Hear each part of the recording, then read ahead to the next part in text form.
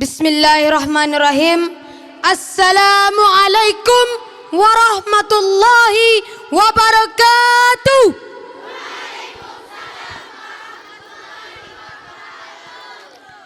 Alhamdulillah, wassalatu wassalamu ala rasulillah wa ala alihi wa sahbihi wa man walah.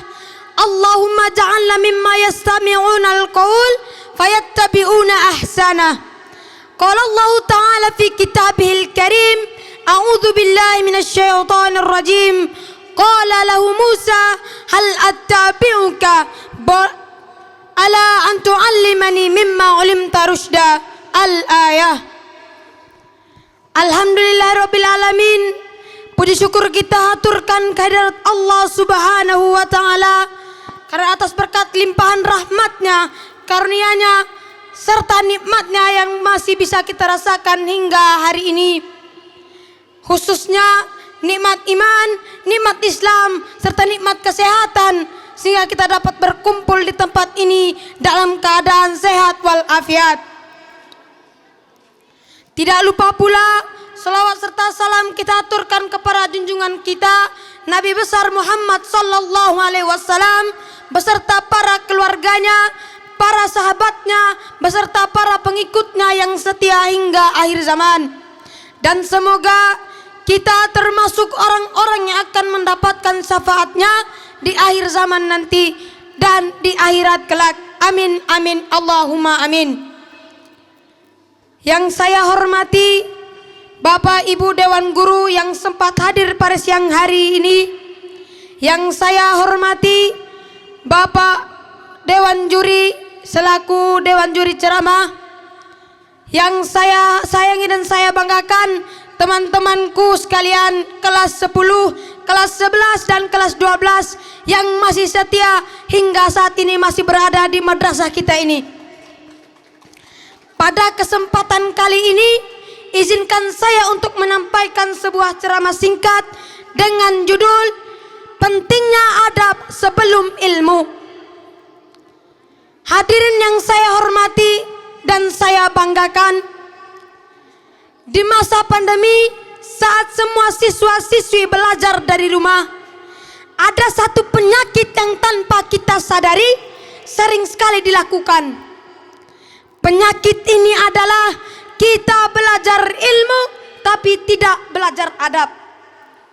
Padahal adab dan ilmu adalah dua hal yang tidak bisa dipisahkan sebagaimana roh dan jasad. Karena yang sangat menentukan apakah ilmu itu akan kuat melekat dan bermanfaat atau tidak adalah salah satunya karena adabnya.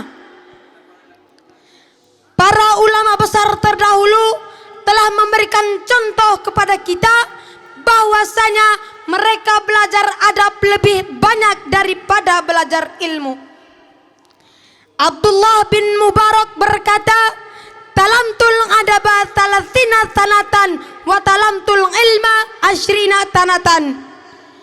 Aku telah belajar adab selama 30 tahun dan belajar ilmu selama 20 tahun.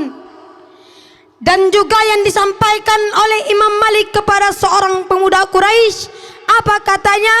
Ta'allamil adaba qabla anta ta'allamal ilma. Pelajarilah adab sebelum engkau mempelajari suatu ilmu. Yusuf bin Al-Husain juga mengatakan bahwa dengan belajar adab engkau akan mudah memahami ilmu. Adab dalam menuntut ilmu yang dimaksud di sini adalah adab terhadap guru dan adab terhadap ilmu itu sendiri. Hadirin yang saya hormati dan saya banggakan, hendaknya kita sebagai penuntut ilmu kita merendahkan diri di hadapan guru kita agar ilmu Allah yang dimiliki oleh guru kita bisa terbuka, bisa keluar dan turun kepada kita. Sikap tawadu, rendah diri seorang murid kepada gurunya bisa kita lihat dari kisah Nabi Musa alaihissalam saat menyampaikan maksud keinginannya kepada Nabi Khidir alaihissalam agar diizinkan ikut menuntut ilmu bersamanya menggunakan kalimat hal attabi'uka, bolehkah aku mengikutimu? Disebutkan dalam surah Al-Kahfi ayat 66, qala lahu Musa hal attabi'uka. Musa berkata kepada Nabi Khidir, qala lahu Musa, bolehkah aku mengikutimu? Ala an tu'allimani mimma ulimta rusyda, agar engkau mengajarkan kepadaku dari ilmu Allah, dari ilmu kebenaran yang telah diajarkan kepadamu sebagai petunjuk.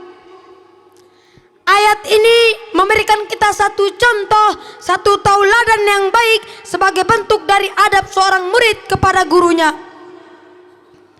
Dalam kisah lain juga disebutkan sepupu Rasulullah sallallahu alaihi wasallam, yakni Abdullah bin Abbas, putra dari Abbas bin Abdul Muthalib, pada suatu hari ingin belajar pada seorang sahabat Rasul, yaitu Zaid bin Sabit. Datanglah ke rumahnya pada siang hari yang panas. Sesampainya di rumah, ternyata didapati gurunya sedang istirahat, sedang tidur qailulah saat itu. Abdullah bin Abbas pun tidak berani untuk mengganggu gurunya. Ditunggunya di samping pintu di dekat rumahnya. Siang hari panas, terik di padang pasir, sampai badannya diselimuti dengan debu. Ditunggulah sampai gurunya keluar. Setelah sekian lama, Zaid bin Thabit pun keluar dan kaget karena melihat seorang putra dari paman Rasulullah SAW berada di depan rumahnya. Zaid bin Thabit pun bertanya, "Ya Habibi, ada apa?" Abdullah bin Abbas menjawab, "Aku datang ke sini untuk belajar kepadamu." Zaid bin Thabit pun memberikan respon, "Kenapa tidak engkau kirimkan saja pesan kepadaku, maka aku yang akan datang menemuimu." Begitulah jawaban Zaid bin Thabit memberikan penghormatan kepada seorang keluarga Rasulullah SAW. Tapi alangkah mulia jawaban dari Abdullah bin Abbas. Apa katanya? "Demikianlah aku datang kepadamu untuk belajar. Semestinya ilmu yang didatangi, bukan ilmu yang mendatangi." Hadirin yang saya hormati dan saya banggakan, dari kisah ini kita bisa mengambil pelajaran. Kita sebagai talibul ilmi, talibatul ilmi, sebagai penuntut ilmu, hendaknya kita yang mendatangi suatu ilmu, harusnya kita memiliki motivasi besar untuk mendalami suatu ilmu, bukan malah sebaliknya. Yang ada banyak guru yang kerepotan karena mencari muridnya, karena muridnya tidak mau masuk kelas. Bagaimana mungkin kalau kita tidak merendahkan diri di hadapan ilmu, di hadapan orang yang menyampaikan ilmu? Bagaimana mungkin kita akan mendapatkan ilmunya? Bagaimana mungkin kita akan mendapatkan manfaat dari ilmunya? Bagaimana mungkin kita akan sukses di masa depan kelak kalau kita belum serius, kita belum pernah yang namanya aktif di dalam kelas, masih sering bolos, suka terlambat masuk kelas, tidak mau mendengarkan penjelasan ustadz-ustazahnya, masih malas-malasan mengerjakan tugasnya, tidak mau menyimak bukunya, dan lain sebagainya. Maka mari kita bersama memperbaiki diri. Barangkali ilmu yang selama ini kita susah pahami dan ada pelajaran kita anggap susah sekali difahami, mungkin salah satu penyebabnya adalah karena kita belum menjaga adab kita, karena kita belum menghargai, menghormati guru kita. Mungkin selama ini kita hanya belajar ilmu saja, tapi tidak belajar adab, yakni adab kita terhadap guru dan adab kita terhadap ilmu. Semoga apa yang saya sampaikan dapat mendatangkan manfaat untuk kita semua. Kurang lebihnya saya mohon maaf, dan apabila ada salah kata saya mohon maaf, karena kesalahan itu datangnya dari saya dan kebenaran hanya milik Allah semata. Kota Bintan Banak Perunggu, Kota Ciamis Mawang Tugu. Saya Agil pamit dulu, sampai jumpa lain waktu. Wassalamualaikum warahmatullahi wabarakatuh.